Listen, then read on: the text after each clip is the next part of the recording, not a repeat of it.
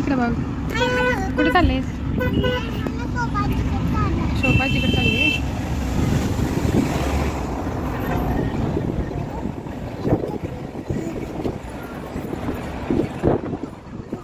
नमस्कार मंडळी, मी नॅन्सीची मम्मी आपल्या ब्लॉगमध्ये तुमचं स्वागत करते. चला तर मग बघूया आपण. नॅन्सीनं पहिल्यांदा सांगितलंच आम्ही कुठे चाललोय ते. तर नॅन्सी आणि मी चाललोय नॅन्सीच्या आजीकडं, म्हणजे माझ्या मावशीकडं वरंगलला.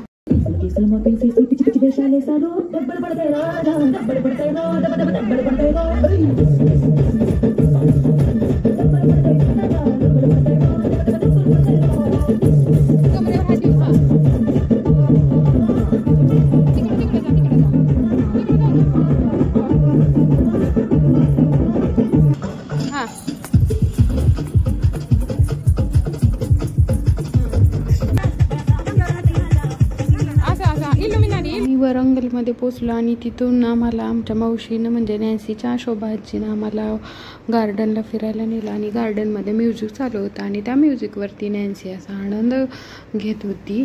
आणि तिला काय ते सॉन्ग आवडलं आणि तिथं डान्स करायला लागली.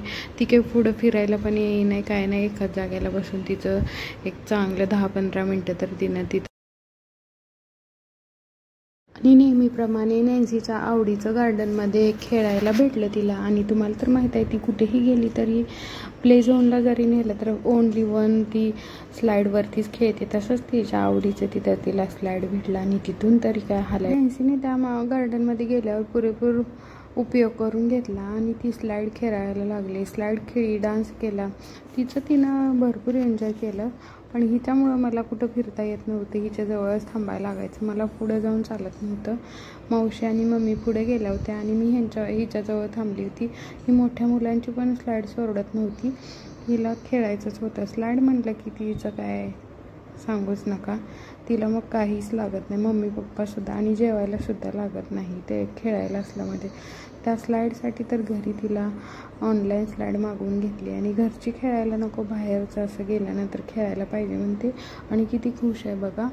हिचं खेळायचं चालू होतं की काय पुढे येणार म्हणून मम्मी आणि मावशी कंटाळून तिथं बसल्या. मी काय यायचे दिसेना म्हणून ह्या इकडं साईडला दोघीजणी चांगल्या गप्पा मारत बसल्या. आणि नॅन्सी काय लवकर येईना म्हणून त्या पण म्हटल्या जाऊ दे खेळू दे. इथे त्या मस्तपैकी गप्पा मारायला बहिणींना वेळ भेटला त्यांना खूप दिवसातनं, त्यामुळे त्या खूप छान गप्पा मारत होत्या आणि मी नॅन्सीचं शूटिंग घेत होते. आणि नॅन्सीला झोका घेताना खूप छान वाटत होतं. ती तिच्या आजीला म्हणजे माझ्या मम्मीला आवाज देत होती, इकडं बघ उषाबाई मी कशी झोका घेते, आणि तिचं ती झोका घेत होती. प्रगती उषाबाई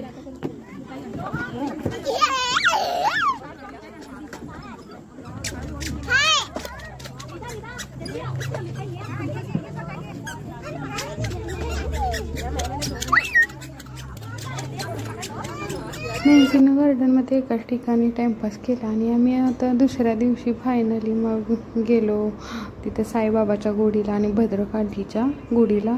आणि हे तिथं बघा कसलं डोंगर आहे, वातावरण किती छान झालं आहे.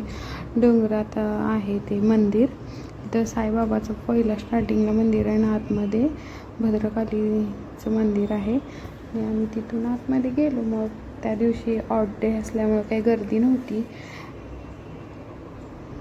दर्शन करण्यासाठी गेलो. आणि हे सगळं दिसतंय ते उन्हाळ्यात वगैरे रांगेत उभा राहण्यासाठी केलेलं आहे. आणि तिथं होती गाय वगैरे, गाय वासरू. आणि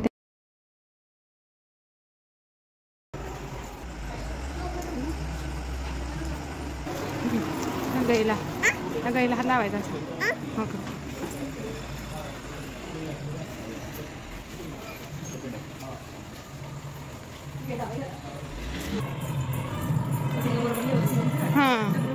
हां नाही लागले ते ठीक आहे, गच्च भरलं या वर.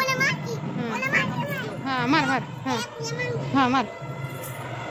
तिथं खाली गणपतीचं मंदिर होतं आणि नॅन्सीच्या आजीनं तिथं दर्शन घेतलं. मी यांचं शूटिंग काढण्यासाठी पाठीमागच होती या दोघींच्या. आणि मला नॅन्सीला पण बघायचं होतं, शूटिंग पण काढायचं होतं, त्यामुळे एवढं काय. तिथून दर्शन घेऊन मेन भद्रकाली मंदिरात आम्ही निघालो.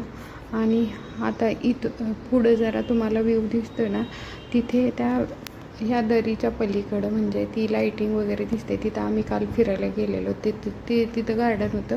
हे मध्ये आहे एवढी दरी आणि त्याच्या पलीकडं ते गार्डन, अलीकडं हे भद्रकाली मंदिर.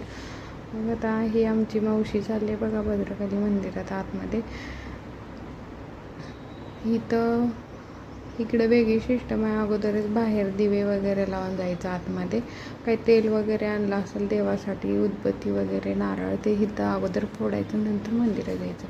मंदिरात काही मोबाईल अलाउड नसल्यामुळं मी काही जास्त शूटिंग घेतलं नाही. बाहेरून एवढं शूटिंग घेतलं, म्हटलं तेवढं तरी, जेवढं शक्य होतं तेवढं तरी, आणि बाहेरूनच घेतलं. आतमध्ये मोबाईल अलाउड नसल्यामुळं सायलेंट करून पर्समध्ये ठेवलं आणि तिथून आम्ही दर्शन घेऊन निघालो. हे बाहेरची छोटी छोटी मंदिरं आहेत, मला पण माहीत नाही कशाच्या आहेत. तेलगू लिहिलं होतं त्यामुळे एवढं काही समजत नाही आपल्याला. मग इथे थोडंसं फोटोशूट वगैरे केलं या मंदिराजवळच, कारण आतमध्ये तर काही फोटो काढू देत नव्हती, त्यामुळे बाहेरूनच केलं सगळं. अशा तऱ्हेने ही आमची 2 दिवसाची वरंगलची ट्रिप होती. पहिल्या दिवशी गार्डनला गेलो, दुसऱ्या दिवशी भद्रकालीला गेलो. तिथून एक माझी मावस बहीण आहे, तिच्या घरी गेलो. ते काही जास्त शूट काढलं नाही, कारण नॅन्सी खूप त्रास देत होती. शूटिंग काढायला तिनं काही वेळच दिला नाही. आणि अशा प्रकारे आम्ही वरंगलचं एन्जॉय केलं. तुम्हाला कसा वाटला ब्लॉग?